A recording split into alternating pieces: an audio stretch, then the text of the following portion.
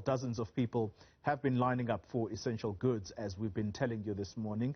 Let's talk now about how this looting is threatening food security in the country. For that conversation, I'm joined by the Gift of the Givers founder, Dr. Imtiaz Sooliman, and South Africa Food Sovereignty Campaign activist, Professor Vishwas Satgar. To both of you gentlemen, thank you very much for your time. Let me start with you, Dr. Sooliman. You had the unfortunate incident of also being affected by the ongoing looting. Your organization is the one that usually is out and about helping whenever disaster strikes. How affected have you been? It's hard, Colin. It's been tough because, you know, the strike, the difficulty, the violence, had made it very difficult for us to deliver aid to people. People were in extreme need, and the biggest challenge immediately was not people in households. It was hospitals. Hospitals, both public and private, were calling us urgently wanting food for their patients. Their patients were hungry. They didn't have manpower. They didn't have any means to get food. And even if we had all the money in the world, you couldn't access supplies. Because either the shops that had the food were closed because of fear, and those that had the big stocks, of course, were totally decimated, but people stealing the food. So the biggest problem became, how do you access food to people who need it? And you couldn't travel, the roads were closed, you couldn't get to other towns, you couldn't get to other facilities, your trucks couldn't move, there was no security, the police were running thin, the defense was not around. So all those things complicated issues. Yeah. What in the next 24 hours, the problem became with children. Children needed milk. Children can't eat a watermelon or a peanut butter sandwich, the babies especially, or some kind of rice. They need a very specific type of item. They need milk feeds. And within the milk feeds, you have specialized milk feeds for children with certain types of conditions. That was not accessible. And then within 48 hours, now the adults are running out of food. You know, bread, milk, the basic stuff. So all those things got complicated because of the situation on the ground. Yeah. Professor Satgar, let's bring you in. You've heard the minister, the acting minister in the presidency, warning against panic buying. How real, how very real is the threat of food insecurity in the country? I think it's a very, very serious threat. But let me just say one or two other things. I think the state is also misreading the situation regarding KZN. I think if you do a proper analysis of what's driving the mass looting, yes, there's all kinds of instigators and organized criminal elements, etc., sort of climbing into the situation. But there's definitely a hunger dynamic in the midst of the looting. If you look at the pattern in terms of supermarkets, in terms of shopping malls, etc., there definitely was a hunger factor driving things. Now, in the state's response, while, yes, you need to do with what is considered the law and order crisis, you also do need to deal with this hunger crisis. We saw this, by the way, in level 5 lockdown last year. So some supermarkets were stormed. We saw some food trucks challenged. And we were arguing consistently throughout last year that 30 million people are in food stress. The government's relief efforts failed by April. So we are dealing with a complex problem, and the food crisis is sitting at the center of this. If you listen to the networks on the ground, organizations like Abashlali and others, they are saying that right now there's a humanitarian crisis snowballing out of the looting. So informal settlements just cannot access food. ATM machines have been destroyed in several communities. So there's a cash crisis. So there is a serious humanitarian crisis that requires a response together with the law and order response. Sure. Professor, well, Dr. Sooliman, you're hearing the professor there. He talks about 30 million people who are at risk of hunger in the country. As you do your rounds as Gift of the Givers, sometimes having to respond to these disaster areas, is that the issue that primarily you are faced with, having to feed people more than needing to rescue them or help them as far as medical supplies are concerned? First of all, the professor is absolutely right, 100%. we've noticed it, we witnessed it. And the first, when the lockdown happened, you know, on 27th of March. I think we're losing you there, weeks. Dr. Sooliman. Yes. Can you hear me now? All right. Yes, you're back now. Yeah. When the lockdown happened, at the end of March, we knew people will survive, but they just got their salary, they would get their grants, they would survive. And at the end of April, we started the food parcel rollout because we knew people went into difficulty. But the real eye-opener came in June in a place called Paddy in the Eastern Cape. A mother collects a food parcel. She tells us, thank you very much. And then she says, speak to my children. They will tell you the taste of every plant in this area. In the last 3 months, they've been eating on plants to survive. We get messages after that to say what the lady is saying is true. In other areas, they're eating tortoises, lizards, and cats to survive. Sure. A few days later, at a dump site in the Eastern Cape, my teams physically witness that when the dump trucks come, the children come in their droves to attack the dump site. They see a child eating from a peanut butter bottle, eating from a serrated jam tin, and looking for any type of food the child can get. We supported 100 soup kitchens, and the children queue was getting bigger and bigger and bigger. And then eventually the adults started joining. And the child would come to the front, hungry, barefooted, cold, and would say, I'll just take a little food. Can you give me a little extra food to take home for my mother, my father, and my brother and sister? Is that okay? Can I get some? The child is absolutely humble, preparing to sacrifice itself so he can take food home for brothers and sisters and parents. We delivered 400,000 food parcels in 1 year. And with each day, you can see the hunger is getting endemic. It's big, it's a serious problem. The stories you're telling, it is just heartbreaking. Gentlemen, I'd like for you to stay exactly where you are. We're going to continue this conversation. When we return, we ask, how should the government be responding to this situation, and what is the solution to the hunger problem that Professor Satgar is speaking about? We continue in a moment. We are in conversation, and the talking point is the threat of food insecurity in the country amid the ongoing unrest. We are talking to Gift of the Givers founder, Dr. Imtiaz Sooliman, and the South Africa Food Sovereignty Campaign activist, Professor Vishwas Satgar. Prof, let's come to you. You know, people listen better sometimes when you tell stories, and these are anecdotes, and people respond better when they listen to this. Yesterday, I watched as we were doing the rolling coverage here on Newzroom Afrika in KZN, a grandmother. You can see this is an elderly woman who, after a conversation with one of our colleagues here, admits that, look, I did follow those who were going around looting and stealing food. And that was a heartbreaking moment for me, Prof, because in literally a matter of days, elderly people who probably have never seen the sight of jail have been reduced to common criminals as a result of the hunger that you speak about. How should government be responding to this situation, as you say that in the main here there is the threat of hunger? So we've got to recognize that this is also the result of state failure. And so the state has to take a big part of the responsibility, because the alarm bells have been ringing loud. Many of us, Gift of the Givers, ourselves, and many, many others in progressive civil society have been raising concerns of the worsening food crisis in the country and the inadequate response of the state.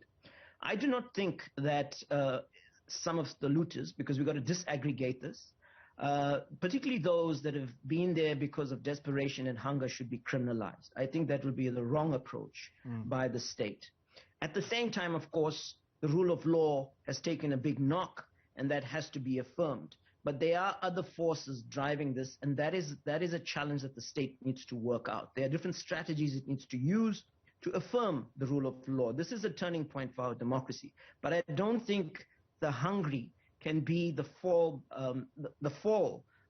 for this. Now, that also means that we are facing a situation where the looting has become cause and effect of a worsening food crisis in the country. So immediately, I would argue that the state has to put a humanitarian initiative in place through the disaster management system, but involve civil society partners. It has to be a democratized response so that communities, local government, and other support organizations can be part of this process. We called for this last year consistently, and they never listened to us. I think that's the first thing. Yeah. I think the second thing that's absolutely important is that we start thinking about, if you like, food systems in communities. The lesson here is that just having a food system depending on shopping malls is not enough. Many of the poor source their food in local communities in South Africa, from small-scale gardens, informal traders, etc. That needs to be strengthened, and we call it food sovereignty pathway building. We took a proposal to the Solidarity Fund last year, and they didn't listen to us. We could have had food sovereignty hubs that could have been feeding 10 million people right now in the country, but we were ignored. The third thing that's very, very important is a basic income grant for South Africa. The technical work has been done. We presented our case to government on numerous occasions, and they are just not listening. The suspension of the TERS relief grant was a disaster. But we have an economic model. We have an economic proposition that's been tested by leading economists. It will not lead to more costs for government. It is fiscally neutral, based on progressive taxation. We can transition our welfare system immediately and get a financial cushion in place for society. These are crucial measures that need to kick in right away. Dr. Sooliman, you've heard Professor Satgar there. He talks about how government needs to partner with civil society organizations like yours, Gift of the Givers. And we saw you recently roll up your sleeves when hospitals here in Gauteng had the water crisis, and you had to dig boreholes. I want to ask you the question about how receptive government was to your help, or were you met with arrogance? We don't wait for government. We do what we have to do. You ask them, you wait for things, nothing will get done. You never ask, you just do what is right, and you get them to the party afterwards. There's no other way of doing it. Because common sense they don't understand. And three other things they don't understand is urgency, emergency, and disaster. It's never been in their vocabulary. It never will. Hopefully they may learn from the crisis right now and do something about it. The professor is absolutely right. We've been trying to follow the same model. Support schools with agriculture, put gardens, help people take their food. It saves them transport costs. It saves them expensive travel. It saves them time. They're going to get things in their garden. And we've been rolling it out. We've drilled 420 boreholes in 24 months in 24 months in different areas. And now we went back and said, let's throw from the balls, put in drip irrigation systems where we can start putting agriculture in gardens, in schools, in areas, teaching the children about it. Barbara Chrissy was with us at one of the schools in Graafrenet. She came at that time, you had earlier on your program. She was there and she said she likes to support this program nationwide. Besides the seeds and some implementing tools, thereafter you have a continuous supply of food. The food is the most vital thing. You can do without everything else, but hunger is something you can't stave off. And it's the simplest thing to do is to grow your own garden. Informal business is important to support them. All the small businesses that have been affected, they make it accessible to the public. They can bring in good prices. They create jobs among themselves. They strengthen the economy, and it supports. The third level that I want to add to what Professor said is farm laborers. Because of the drought. Now here's another thing we encourage government. We said drought is destroying farms, is destroying agriculture, is destroying livestock, and because of that, the farmers were putting off thousands of workers. Now if the water was drilled, boreholes were drilled, water was supported, agriculture was supported, thousands of workers would have been not dependent on government grants and handouts. And each worker looks after 5 people. They would have been totally off the grid, let's call it the grid system, off the grid, and thousands of people could have survived and have been creating an income. And just on the same point, you can have 5 or 6 rich people in a small facility. They can go to the shop, only 5 or 6 people can buy. If you have 1,000 to 2,000 farm workers getting a decent income, 2,000 farm workers would then support an entire facility in a small town, which will drive the economy. And in that way, downwards, you drive the economy to the top. And it grows in every level. But nobody can see the logic behind that.